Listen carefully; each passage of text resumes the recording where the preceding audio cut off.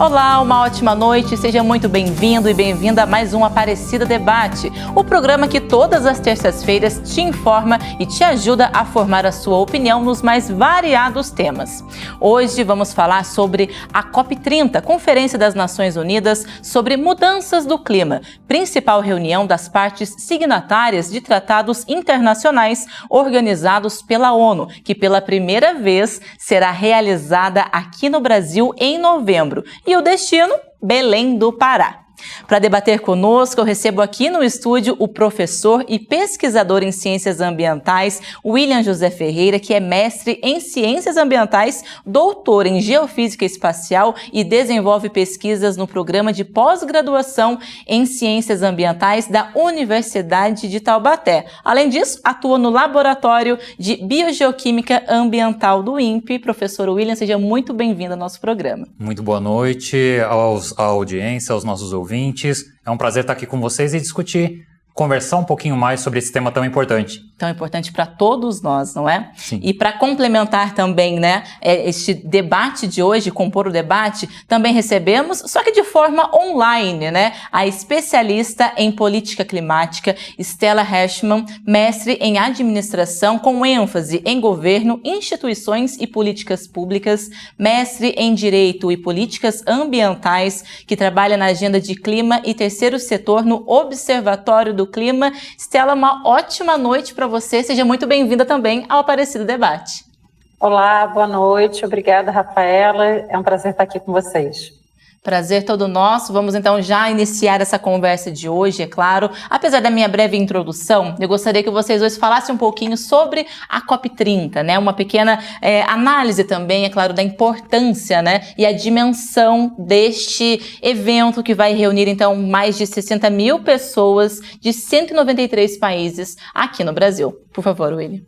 Partindo do começo, dentro de uma perspectiva histórica, o negócio ele já começa no Brasil, na Rio 92, que foi a primeira conferência da ONU para as mudanças climáticas e mitigação de gases de efeito estufa para desenvolvimento sustentável.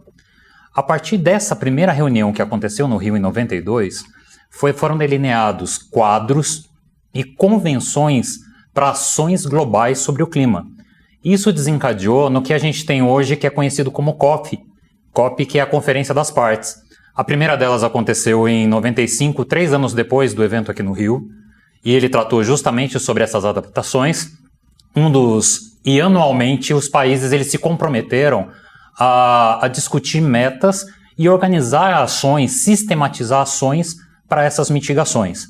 Um dos primeiros impactos que acabaram surgindo dessas reuniões foi em 97, a COP3, que foi realizada no Japão, que teve o protocolo de Kyoto, que foi o primeiro a tratar sobre os mecanismos, as dimensões dos gases de efeito estufa que eram emitidos para a atmosfera. Ano a ano, não necessariamente ano a ano, mas periodicamente, os países eles passaram a se reunir para discutir essas ações climáticas. E isso desencadeou agora na COP 2030, que vai ter em novembro aqui no Brasil, que vai tratar justamente das questões da Amazônia, das questões do desenvolvimento regional local e as suas implicações para essas emissões. E falar sobre isso justamente na Amazônia, né? Então é diferente falar com essa propriedade também, não é, Stella? Sem dúvida. Na verdade, essas reuniões anuais, elas são um grande momento, né, do multilateralismo, onde todos os países sentam à mesa e têm voz igual para decidir como vamos enfrentar esse grande desafio que é a mudança, a emergência climática, que a gente já está vivendo hoje, né, na pele, está batendo a nossa porta, né, a cada dia com os eventos climáticos extremos.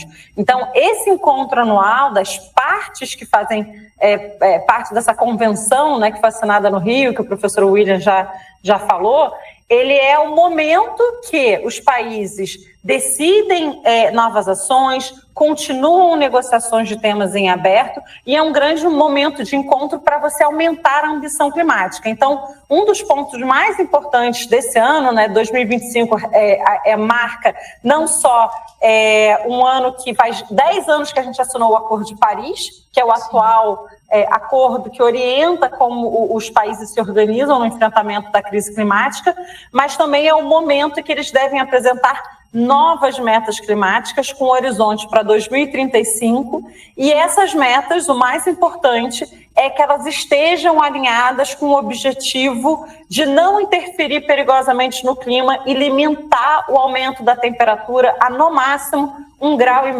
em relação ao período pré-industrial. Então, esse é o grande objetivo dos países hoje, o mundo concordou com isso, mas a gente não está na rota aí de cumprir esse objetivo, pelo contrário, as metas que os países colocaram na mesa até o momento são insuficientes.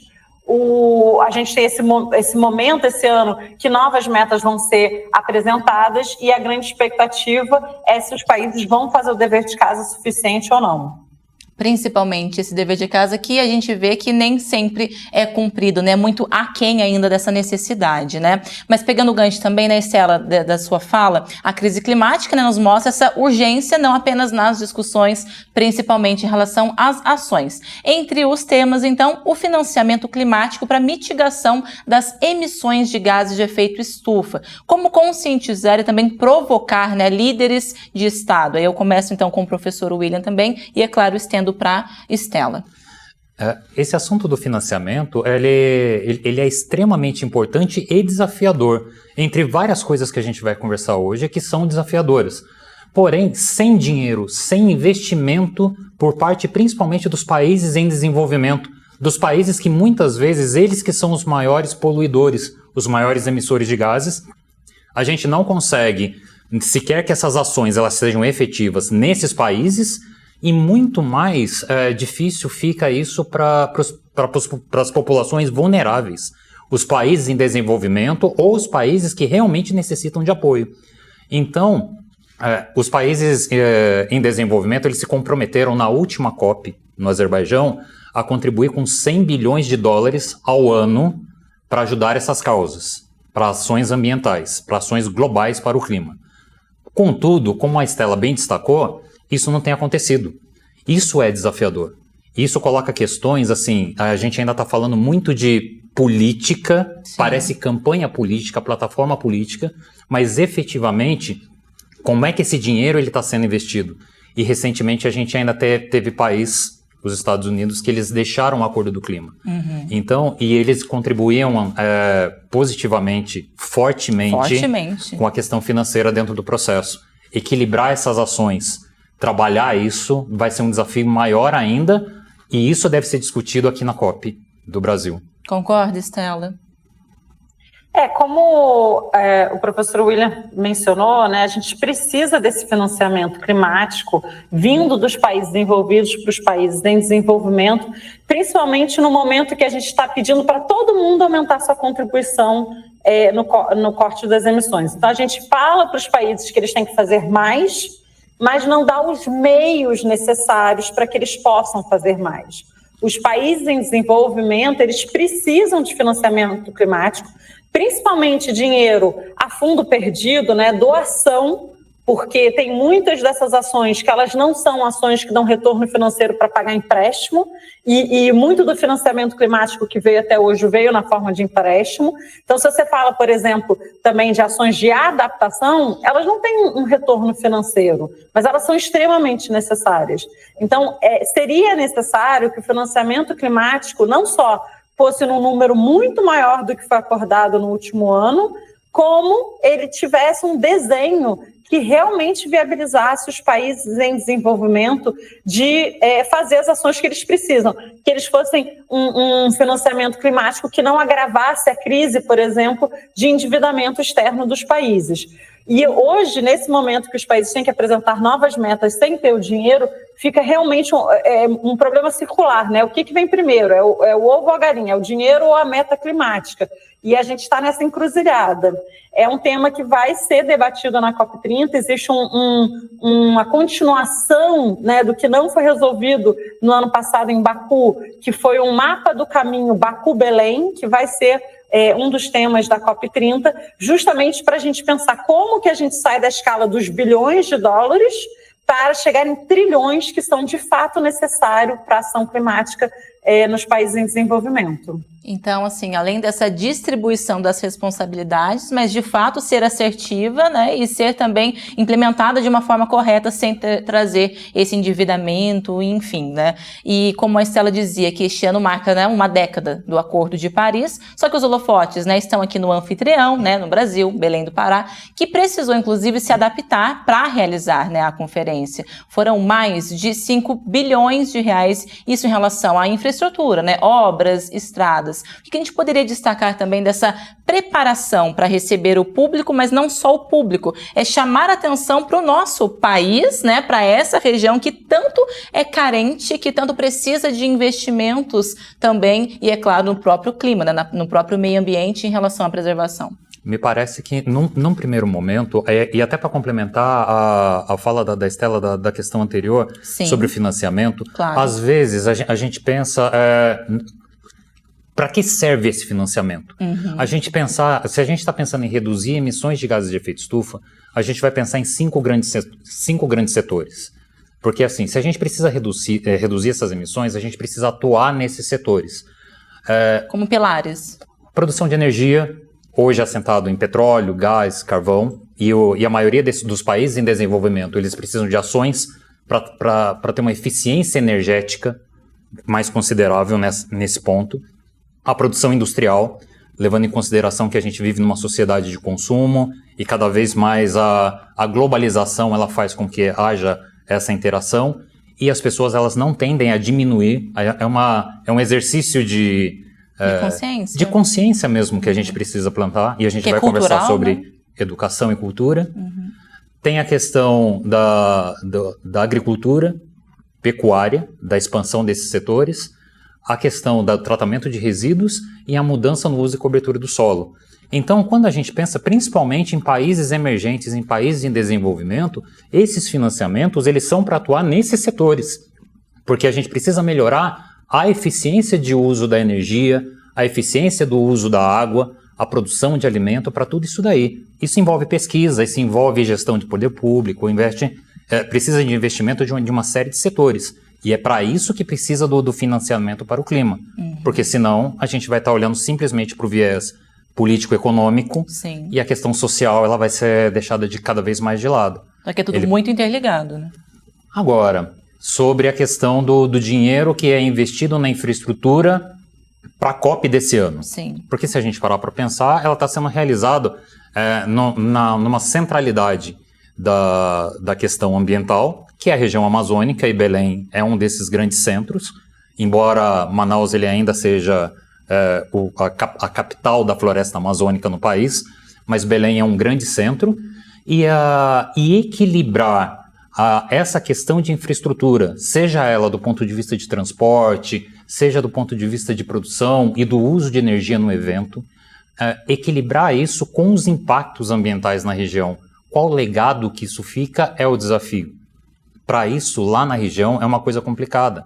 Porque quando a gente para pensar que gastou-se 5 bilhões, mas como é que foi a questão da mão de obra que foi envolvida? Uhum. Como é que foi a questão social envolvida? Como é que é o equilíbrio ambiental? Como é que foi a governança corporativa dentro desse projeto todo? Isso precisa ser olhado, isso precisa ser listado e fiscalizado também com carinho. Fiscalização é uma coisa muito importante nessas ações, né? É um ponto crucial, né, Estela? Não são apenas essa questão das cifras, né? E como também é efetivamente feita. A escolha da cidade de Belém para receber a COP30, né, que o Brasil, quando colocou sua candidatura, não tinha a escolha da cidade. E a gente tem cidades que estariam aptas a receber um evento dessa envergadura, porque já recebemos outros grandes eventos, né, no Brasil. Mas a escolha de Belém não foi por conta da sua infraestrutura, foi uma escolha política do presidente Lula de colocar uma reunião da importância internacional que tem a COP. Para vocês terem uma ideia, a COP de clima ela é o maior encontro da ONU que acontece hoje em dia. E aí, um encontro dessa envergadura acontecendo na cidade de Belém, é claro que exige adaptações que estão sendo feitas com esse dinheiro, né, que vocês mencionaram, de investimento, mas a escolha política de levar a discussão para a região amazônica, que é um ecossistema que é muito afetado pelas mudanças do clima e que também é visto como um lugar importante para a regulação climática, para a absorção de carbono e que deve ser preservado, é justamente trazer a atenção e o debate político para isso também. Então, a gente tem a expectativa que, apesar da COP não ser do Brasil, não ser da Amazônia, ela acontece na Amazônia. Então, a gente tem a expectativa que esse seja um dos grandes assuntos. Anúncios sejam feitos em relação, por exemplo, ao financiamento, que a gente estava conversando, ao financiamento para se manter a floresta em pé, para se trabalhar questões de proteção dos povos que cuidam da floresta. Então, tem-se a expectativa que, dada a escolha do local, esses assuntos ganhem proeminência nas conversas, se não dentro da negociação formal, ao menos nas conversas que acontecem no paralelo dessas negociações, porque é um grande encontro, né? Inclusive os líderes globais do mundo inteiro vão estar ali em Belém do Pará dias antes da COP começar. E Célia, eu queria até, antes da gente ir para um rápido intervalo, eu gostaria que você explicasse um pouquinho para a gente, destacasse, quando a gente fala de justiça climática e os impactos sociais dessas mudanças climáticas, o que a gente poderia elencar também, né, nessa análise? A mudança do clima, ela tem um aspecto de injustiça muito grande, né? Acho que foi mencionado para o professor William que quem deu mais causa ao problema, né, os países que mais emitiram gás de efeito estufa, que foram aqueles que passaram pela Revolução Industrial, que queimaram muito carvão, por exemplo, eles hoje estão melhor preparados, eles têm uma economia mais forte, eles têm mais recursos para lidar com os impactos dessa mudança do clima que eles causaram. Aqueles que menos deram causa são os que vão sofrer mais as consequências da grave crise climática que a gente está vendo. Então, a gente vê, por exemplo, que quando tem um evento climático extremo, a população que sofre mais, ela tem cor, né? Ela tem ali uma faixa de renda específica, que são os mais pobres, os negros, os mais vulneráveis das nossas populações são impactados primeiro e são os mais impactados. Então, é uma questão de injustiça climática que a gente tem que lidar junto com o enfrentamento da crise climática. Então, a gente precisa pensar em como proteger essa população com as ações de adaptação, como que a gente vai colocar eles em primeiro lugar nas nossas medidas, senão a gente vai ter que lidar com outro aspecto da mudança climática, que são as perdas e danos, e aí realmente é quando a gente não consegue mais se adaptar àquele problema e a gente lida com perdas e danos. E muitas vezes elas vêm acompanhadas de perdas de vidas humanas. Então, o problema fica muito grave e sempre atingindo essa população mais vulnerável. E quando a gente fala nessa população mais vulnerável, também nesses povos, a questão dos ribeirinhos, né, os povos originários, enfim. Bom, a gente faz uma rápida pausa agora e a gente já retorna com mais detalhes sobre a COP30, com destaque também para o movimento na economia local. Não saia daí. Estamos de volta com o Aparecida Debate, hoje abordando a COP30 e os seus desdobramentos climáticos. Mas a gente inicia esse bloco com a parte econômica que a conferência deve movimentar também na região. O Pará responde por 41,1% do PIB regional e a realização do evento, além de aumentar a visibilidade do estado no cenário internacional, pode impactar pontualmente setores como do comércio, rede hoteleira e principalmente do turismo. Nós conversamos nesta semana com o economista e vice-presidente executivo da Federação das Indústrias do Estado do Pará, o Clóvis Carneiro, que comentou sobre esses benefícios. O COP30 é um grande evento internacional e o turismo de evento é aquele que mais tem impacto na vida da cidade. Segundo os especialistas, o turismo de evento impacta 51 setores da economia local. Vai desde o vendedor de pipoca, do motorista de táxi, até o grande hoteleiro, até os grandes magazines, as grandes lojas. Ou seja, de um modo geral, a uma internalização de uma renda vinda de fora para a economia local. Esse é o grande impacto que nós vamos ter pontual lá em novembro, entre 11 e 21 de novembro.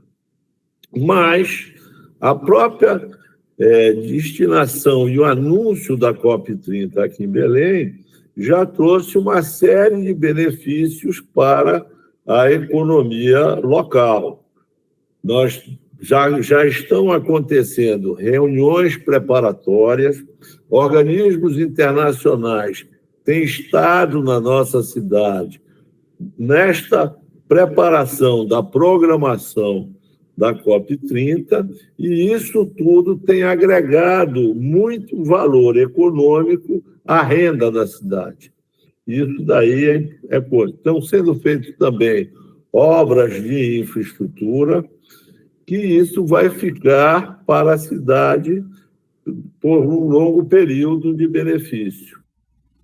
Bom, como a Estela até falava há pouco, né, de termos até, inclusive, outras cidades que já poderiam receber, né, um evento como este, mas sendo definido, então, Belém do Pará, e a gente fala, né, tudo muito interligado. Por isso eu gostaria que vocês também comentassem a respeito deste ponto específico que a gente traz da economia, mas se não há, né, um equilíbrio e preservação do meio ambiente, tem um impacto direto também no próprio turismo, no comércio, na rede hoteleira, enfim, no dia a dia dessa população também. É basicamente isso, não é, professor William? Acho que uma palavra que a gente deve incorporar sempre nessas conversas, e a escolha de Belém ela passa muito por isso, é a questão de equidade. Sim. Que é onde a gente pensa na questão da justiça e contextualização, na justiça social e a questão da inclusão que você faz com a população local.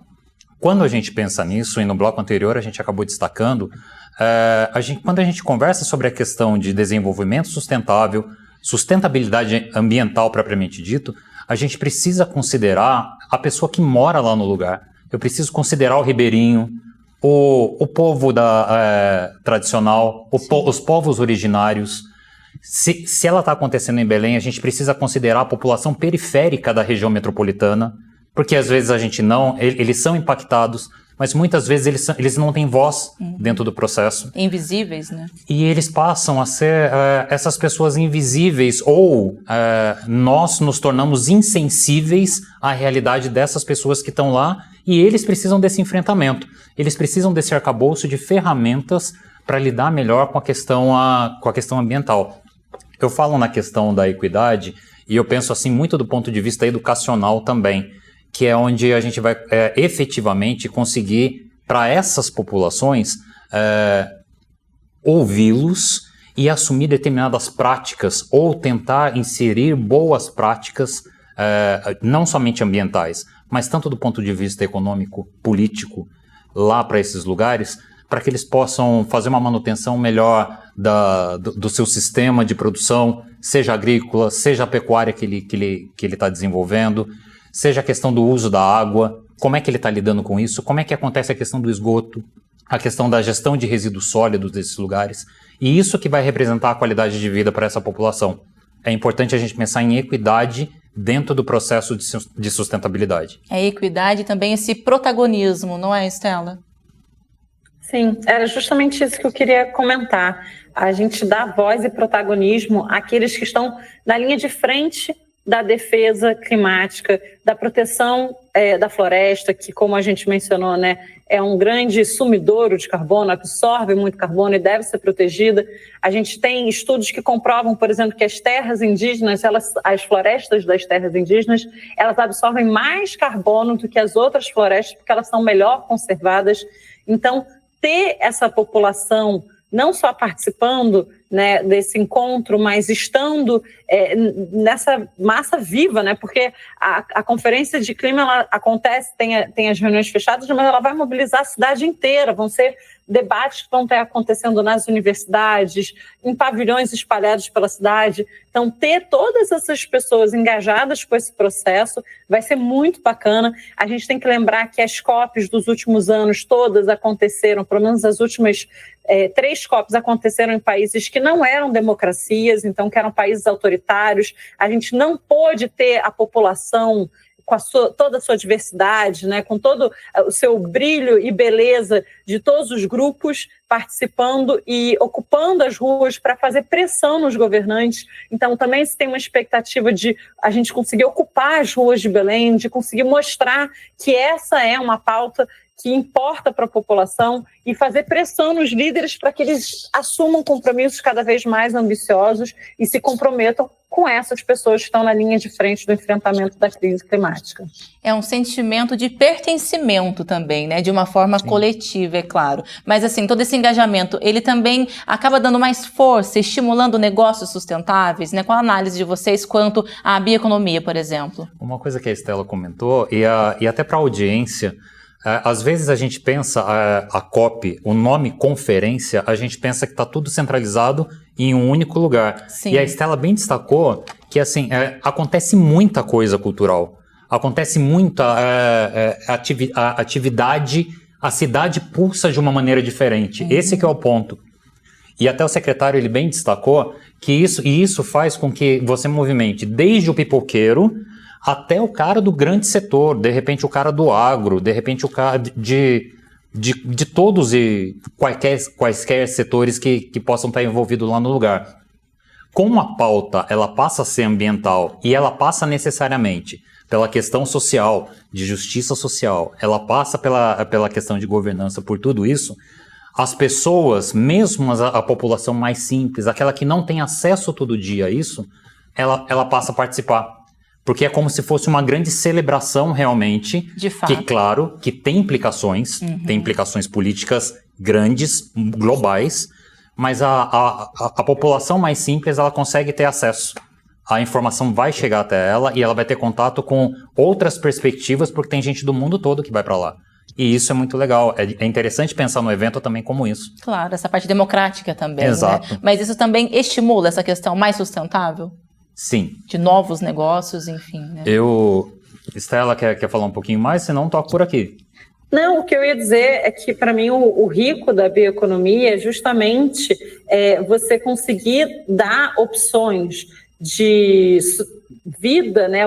Que não seja só uma sobrevivência, mas que seja realmente uma vida plena para essas populações que hoje vivem da floresta e que estão sob diversas ameaças de madeireiros, garimpeiros, grileiros, e que eles uma outra proposta, né? Então a gente consegue aliar aí preservação e também essa vida para além da sobrevivência. Então você valoriza os saberes tradicionais, valoriza as práticas sustentáveis, valoriza o modo de vida dessa população e dá essa vida digna para eles. Então tem tem toda uma riqueza que vai para além da riqueza econômica que a bioeconomia pode gerar, mas que é uma riqueza de vida digna para essas pessoas.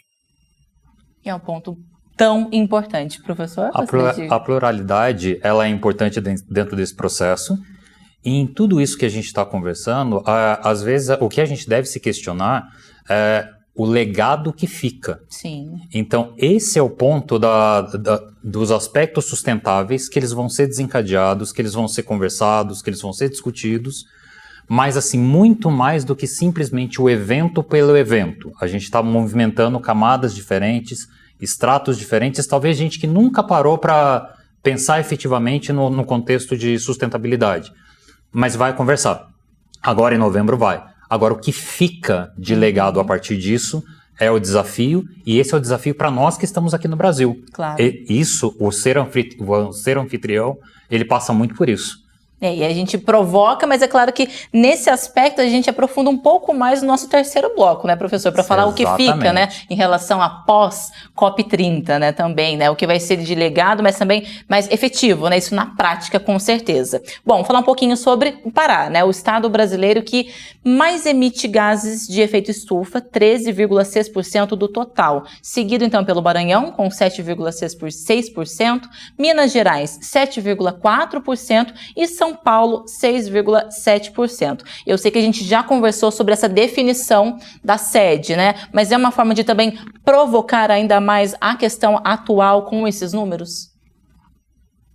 Olha, eu vou falar que para muitos dos espectadores deve ser bastante surpreendente descobrir que o Pará é o maior emissor e não São Paulo, por exemplo, né? Sim. Que é a cidade do país, o estado que mais produz em termos de PIB. Mas isso tem muito a ver com o perfil de emissões do Brasil. O Brasil, diferente da grande parte dos países do mundo, o principal setor que emite gases de efeito estufa no Brasil não é o setor de energia, não é a queima de combustíveis fósseis. Eles também têm uma contribuição significativa, mas o principal setor que emite aqui no Brasil se você pegar o desmatamento, que responde por quase metade das emissões de gás de efeito estufa, e se você olhar isso junto com a produção agropecuária, né, porque você geralmente desmata para ter depois ocupar essa área com essa produção, desmatar é uma parte criminosa, né, da atividade, mas depois você entra com uma produção agropecuária, você tem aí 3/4 das emissões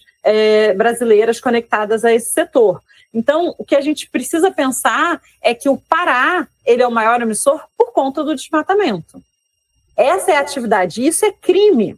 Então, é uma atividade ilegal que não gera riqueza para o país e que a gente está literalmente queimando as nossas florestas, né, derrubando as nossas florestas para uma atividade criminosa. E a gente está emitindo. Hoje o Brasil é um dos maiores emissores do mundo. A gente é o 5º, 6º, dependendo de qual a metodologia que você adota. Então, não adianta pensar que só porque o Brasil tem grandes porções florestais que a gente não é relevante nessa contabilidade. A gente é relevante, sim.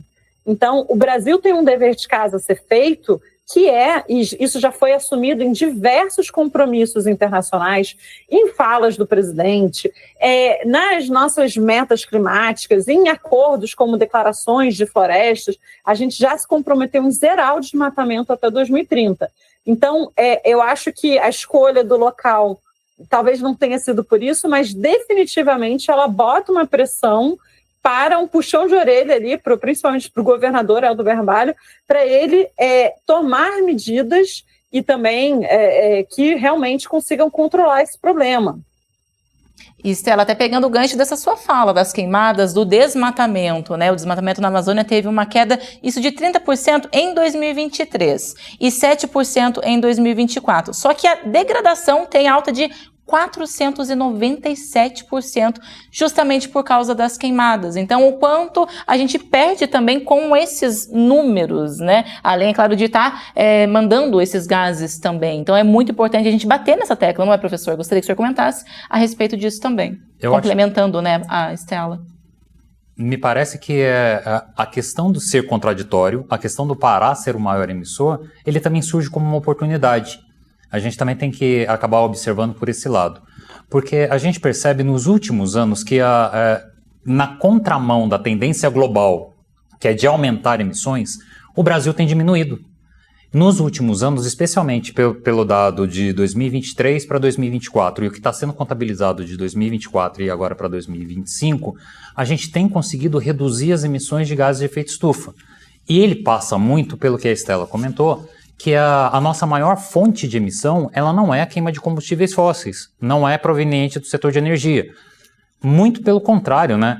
A energia daqui do Brasil, ela é 80% de base de renovável. Então isso é importante, isso é um viés, isso é uma oportunidade muito boa se a gente para pensar. A grande questão ao aumentar essa porcentagem de mudança do uso e cobertura do solo, a gente está desmatando mais, e a gente está mudando na interação solo-planta-atmosfera. Ou seja, a gente está mudando a quantidade de água ou a frequência de água que ela precipita e que ela infiltra no solo e que ela vai ser benéfica para tudo que a gente usa em termos de ciclo hidrológico, mas ao mesmo tempo em que vai aumentar a temperatura global por conta justamente da emissão de gás carbônico e outros gases de efeito estufa. Mas a gente também pode parar para pensar que ao ponto de mudar o ciclo hidrológico, o ano passado a gente viveu 2 momentos diferentes aqui no Brasil. No primeiro semestre, a gente teve uma questão de precipitação no Rio Grande do Sul, que teve aquela enchente devastadora, terrível. Uma tragédia. E uma tragédia, e que até hoje ainda traz impactos. Seja ele do ponto de vista ambiental, seja ele do ponto de vista social. Social. Então, é uma coisa complicada. Mas também, da mesma maneira, a mudança do ciclo hidrológico fez com que áreas do centro-oeste e aqui da nossa região, que elas tivessem mais secas, que elas tivessem um déficit hídrico.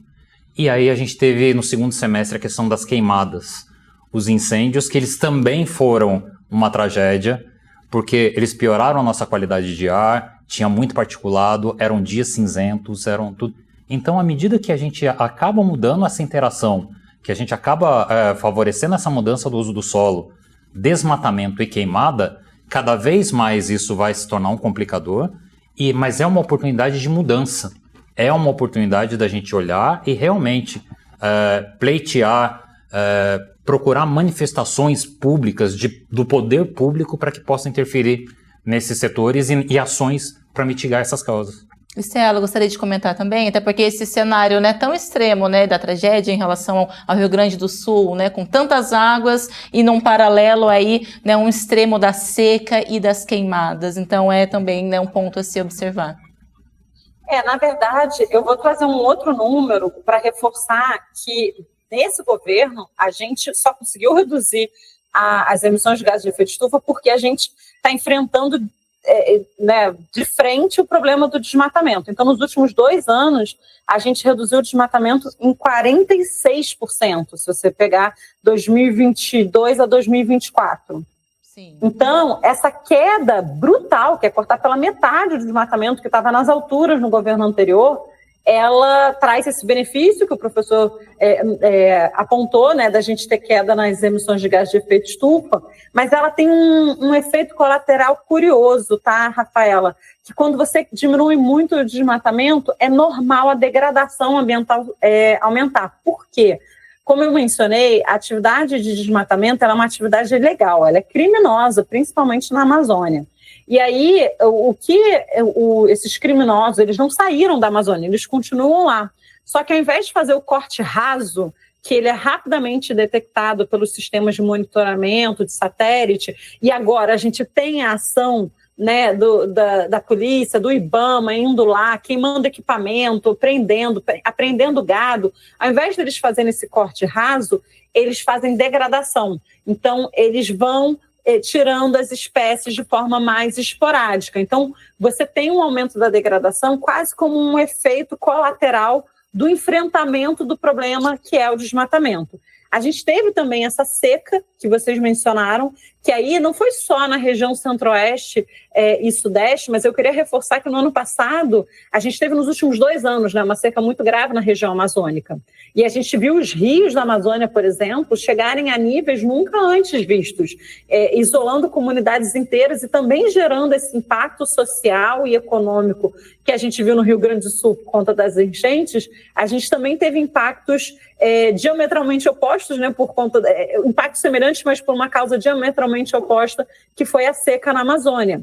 E aí, essa seca também causa degradação, e a gente teve os incêndios que a gente mencionou, que acontecem na Amazônia por motivos principalmente de ação humana, então, de novo, incêndios criminosos, mas que são agravados por esse momento de seca. O que a gente tem hoje é que existe um compromisso e um enfrentamento do problema do desmatamento. Então, a gente tem políticas públicas que estão ali monitorando e tomando as ações de comando e controle, né? As ações de polícia que a gente fala. Então, elas acabam tendo consequências boas, como diminuir as emissões de gás de efeito estufa, mas a gente ainda vê essas forças criminosas agindo na Amazônia. Por isso que a gente precisa das políticas públicas, mas também de uma fiscalização delas na prática, né? Bom, a gente faz uma rápida pausa mais uma vez e daqui a pouco a gente volta com mais detalhes em relação à preservação do meio ambiente e, claro, todas as discussões da COP30. O Aparecida Debate está de volta para o último bloco sobre a realização da COP30 em Belém do Pará em novembro. Momento para o Brasil reafirmar o seu papel de liderança nas negociações sobre mudanças climáticas e a sustentabilidade global. Agora a gente conversa um pouco sobre os efeitos pós-conferência, porque o governo federal criou a Secretaria Extraordinária para a COP30, isso ligada, né, à Casa Civil da Presidência da República. William, o que deve permanecer então? Começo com você, né, em relação a este evento, a esta conferência, toda essa estrutura montada e, é claro, com os seus debates. No meu entendimento, é fundamental que a gente mantenha, primeiramente, o propósito educacional, o de pesquisa, o de ensino, o de extensão, porque a gente precisa continuar monitorando e a gente precisa fazer divulgação científica dos dados de monitoramento nos biomas, e não somente na Amazônia.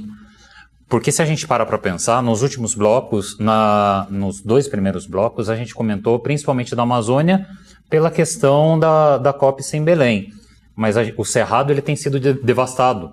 A gente tem visto coisas no Pantanal.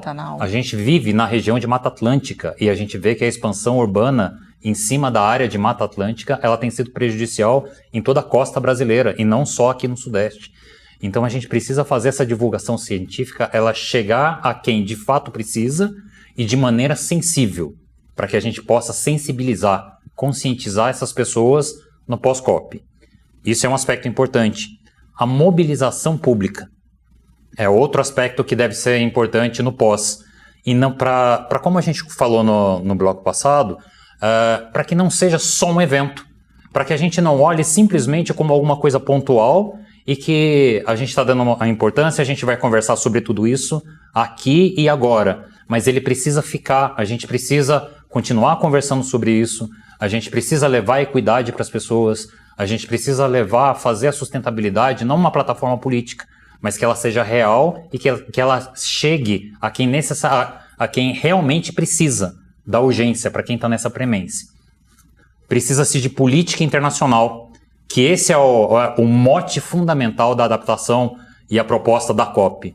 Então, que os acordos que sejam firmados, eles sejam cumpridos, ou que eles se aproximem quanto mais próximo possível do real, e não seja simplesmente uma coisa hipotética da gente falar a gente precisa reduzir 90% das emissões até o ano X, ou a gente precisa reduzir 40% das emissões até 2030. 50%, mas sem um plano efetivo, vai ser difícil da gente sustentar essas propostas, tudo isso que está acontecendo.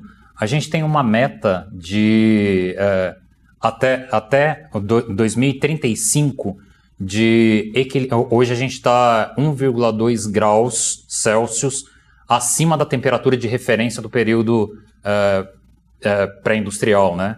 Se a gente para pensar nisso, a gente precisa ter uma redução severa e isso passa não somente pelos países emergentes, não passa simplesmente por nós, porque é uma questão global. Então é preciso efetivar realmente essas mudanças, que elas tenham prosseguimento para a gente conseguir estabilizar e não deixar chegar até o final do século nos 2, 3 graus que os piores cenários eles acabam prevendo. Sim, a sua análise também, Estela, por favor. Eu acho que o grande legado que o Brasil pode deixar para os acordos globais e que a liderança do Brasil pode fazer diferença, ainda mais, né, você mencionou, Rafaela, que o presidente Lula tem se colocado como líder climático, né, ele tem se colocado aí como um país que não só faz internamente, mas que quer liderar esses debates com posicionamentos como, por exemplo, sediar a própria COP aqui. O maior legado que a gente poderia deixar para o mundo e que passa por essa questão da implementação que o professor William mencionou, seria a gente começar uma discussão sobre como a gente vai se afastar dos combustíveis fósseis. A gente teve uma decisão muito importante na COP28, que aconteceu nos Emirados Árabes, que o mundo, pela primeira vez, depois de 30 anos de conversa, conseguiu admitir qual era o principal problema, os combustíveis fósseis. Então, temos que nos afastar deles se a gente, né, quiser limitar o aumento da temperatura na Terra. Mas ele não disse o como. E isso não vai acontecer, nenhum país vai começar esse processo sozinho. A gente precisa entrar num acordo sobre que país começa primeiro, quando, como e com que tipo de apoio para que isso de fato aconteça. Isso é o mais importante para a gente conseguir, de fato, limitar o aumento da temperatura na Terra. Isso não está na agenda de negociação, mas a gente precisa que essa conversa seja feita e a gente gostaria muito de ver ela iniciada aqui no Brasil. E aí, como legado para o Brasil, né, de sediar um evento como esse, seria muito bonito a gente ter um fortalecimento, né, dessa agenda climática, assim como a gente viu em 92, quando a convenção foi assinada aqui no Rio de Janeiro, mas que isso acontecesse novamente agora, inclusive porque ano que vem a gente tem eleições e a gente sabe o quão importante é a conscientização da população com esse tema, para que a gente eleja pessoas que realmente se importem e que não vão tomar medidas, né, seja no Congresso, seja no Executivo, que sejam contrárias ao que precisa acontecer no Brasil, para o Brasil dar sua contribuição justa para o enfrentamento da crise climática. E dentro dessa responsabilidade, né, e também com todo o cunho, né, cada um tendo a sua responsabilidade de fato, a gente coloca também agora uma sonora que é do vice-presidente executivo, que vimos há pouco, da Federação das Indústrias do Estado, do Pará, o Clóvis Carneiro. Ele também falou sobre a economia amazônica, né, porque os piores IDHs dos municípios, além dos investimentos pontuais, também são levantados nessa questão e tem muito a ver com o que vocês falavam da justiça social, ambiental também, e que pode e deve ser levantada com o evento, também ficando como um legado. Vamos ver. Os municípios do interior da Amazônia têm os piores IDHs do Brasil e nós precisamos corrigir isso. Qual é o primeiro grande problema da Amazônia? A questão da infraestrutura.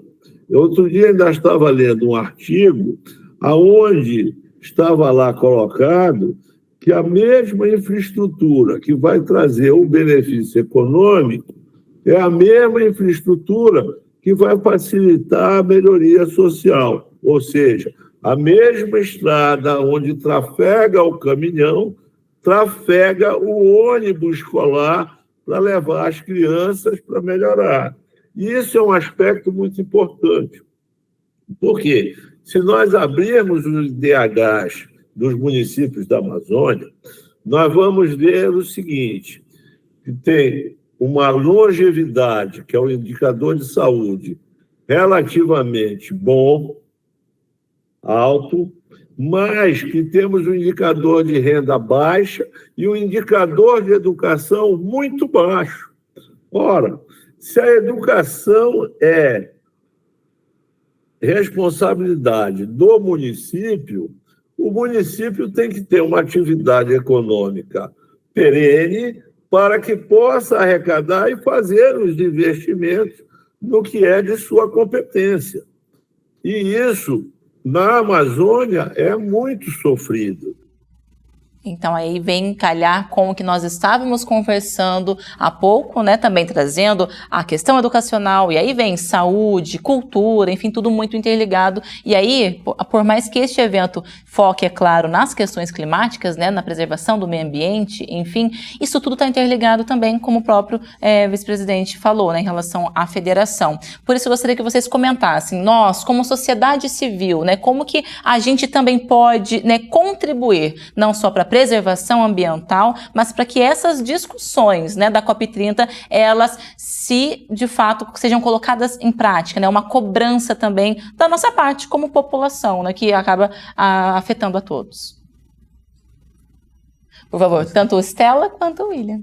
Eu acho que eu já me antecipei um pouco, porque é claro que há ações que nós, indivíduos, podemos fazer como escolhas, né? Escolhas melhores de transporte, se houver uma política pública que permita isso, né? Se tiver oferta de transporte público, escolhas melhores de alimentação, se também tiver aí a oportunidade de optar por uma alimentação menos baseada em carne, com mais alimentos orgânicos, da agricultura familiar, enfim. Existem essas opções, mas para mim a maior contribuição individual que alguém pode dar para o clima é o seu voto, e aí por isso que eu acho que eu me antecipei um pouco na resposta anterior, mas é a maior contribuição, porque a gente não pode ter, por exemplo, negociadores indo para as COPs, o governo federal apresentando metas climáticas, a gente prometendo mundos e fundos internacional e ter no Congresso Nacional projetos de lei que vão, por exemplo, sujando a nossa matriz energética, que vão dando subsídios ao carvão, que é completamente desnecessário na nossa matriz energética e é fruto de um lobby específico do Sul, de um empreendimento no Sul do país que quer esses subsídios e que vai encarecer a nossa conta de luz, ou colocando jabutis, né, que são pedaços de legislação em projetos de lei que não necessariamente tinha a ver com aquela lei originariamente, para ter incentivo a termoelétricas, quando a gente está falando de um projeto de lei de energia renovável. Então, não adianta a gente caminhar num sentido com os nossos diplomatas, por exemplo, e vir o Congresso e caminhar no outro sentido.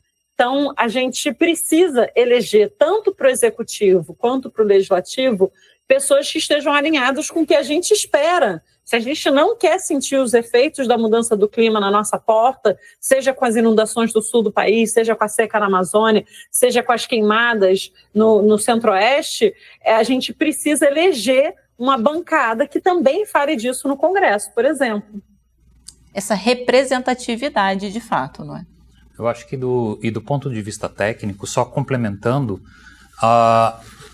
durante todo o programa a gente falou da questão do desmatamento, da questão da degradação ambiental como um todo.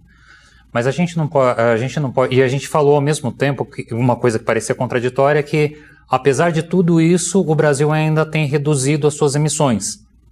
Ele reduz a emissão muito por conta desse enfrentamento do desmatamento que a Estela bem destacou. Agora, se a gente para pensar nas demais ações, o voto que ela bem destaca, ele é altamente necessário, mas a gente precisa de investimento na questão básica. Então a gente precisa de educação de base para as pessoas, a gente precisa fazer com que a informação chegue realmente a quem precisa, a gente precisa de ações coletivas. As pessoas precisam de alternativas, sim, mas elas vão ter uma alternativa a partir do momento que elas forem sensibilizadas a adotar determinadas práticas ou a consumirem, se é que elas vão ter opção, como foi falado, a adotar hábitos mais ambientalmente sustentáveis, por assim dizer. Se não for investido nisso, se a gente não investir desde os pequenos, desde as crianças, a gente não vai conseguir fazer um projeto duradouro ou que ele consiga avançar por muito tempo. A gente vai continuar usando plataformas políticas, vamos acabar utilizando métodos eleitoreiros que ano a ano, a cada 2 anos que nós temos eleições regionais ou as eleições no país, essas políticas vão mudar e a gente não vai conseguir efetivar nada dessas mudanças. Um último aspecto, se a gente falou que a gente está reduzindo as emissões, né, nesse caso, né, muito por conta desse enfrentamento do desmatamento e da degradação ambiental, por outro lado, também como a Estela bem destacou, a gente tem aumento tanto da parte da expansão do agronegócio, agrícola e pecuária no Brasil. Então, essa questão do consumo de derivados bovinos, suínos, de tudo que a gente é capaz de produzir, o sistema ele precisa ser repensado, ele precisa se tornar mais eficiente. E o outro caso é o do consumo de energia, porque se a gente não repensar os nossos hábitos de consumo, também vai ser difícil a gente manter uma proposta ambiental segura, que seja duradoura, que ela contemple tudo isso que a gente está falando de tentar manter um padrão de emissão, de reduzir as emissões e tentar manter um padrão mínimo de aumento de temperatura planetária. Sim. É difícil de pensar isso. E é um novo conceito de desenvolvimento também, Sim. né? Bom, professor William, muito obrigada pela sua participação. Agradeço também, Estela, pelo bate-papo. O debate desta terça-feira, falando então de COP30, toda essa questão ambiental. Espero que o pessoal de casa tenha entendido bem também essa questão do evento em si, aqui no Brasil, em Belém do Pará. Obrigada pela participação de vocês. Muito obrigado, agradeço. Fica o nosso chamamento, o nosso convite à reflexão, para que a gente possa acompanhar cada vez mais as discussões, as conversas, tudo isso que envolve a questão da justiça social, da equidade e da sustentabilidade do nosso país. Só assim a gente vai promover mudanças. Isso mesmo. Vamos estar acompanhando também, não é, Estela? Muito obrigada, viu? Eu que agradeço o convite, foi um prazer. Uma ótima noite para vocês. E é claro que assim, a gente encerra o Aparecida Debate de hoje. Reveja esse e outros programas no nosso canal da TV Aparecida, no YouTube. E também o nosso Instagram, @jornalismo TV Aparecida, que além das notícias e os bastidores da programação, você também pode sugerir temas para debatermos aqui todas as terças-feiras. Obrigada pela companhia, pelo carinho. Até a próxima semana.